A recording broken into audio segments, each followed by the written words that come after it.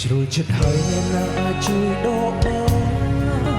ស្នេហ៍ក៏យ៉ាងទាំងមិនបានត្រៀមខ្លួនឈឺថ្ងៃនេះអូនមកបង្ហើបអោយលឺ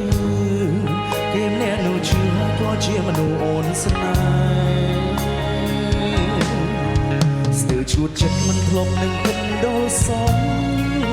មនុស្សខ្ញុំស្មោះគេនៅមានអ្នកផ្សេងក្បែរនាងសូមឲ្យខ្ញុំបំភ្លេចហើយនាងទៅថែព្រោះមនុស្សនាងស្នេហ៍កំពុងឈឺចាំ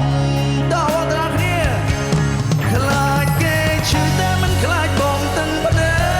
កមិនញញឹកនឹងបងពីបែកដាំបងស្រឡាញ់តែឲ្យបងឈឺបែបដូ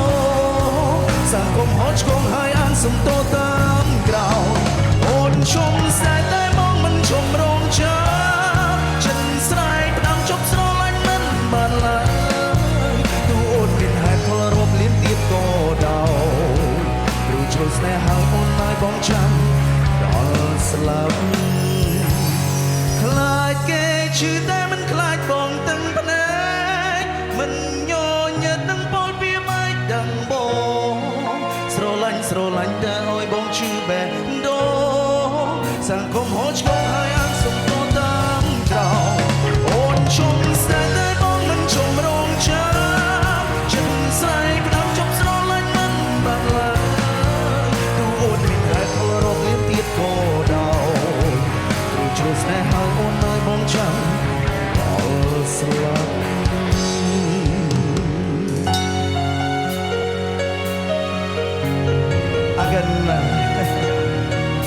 Again, gracias.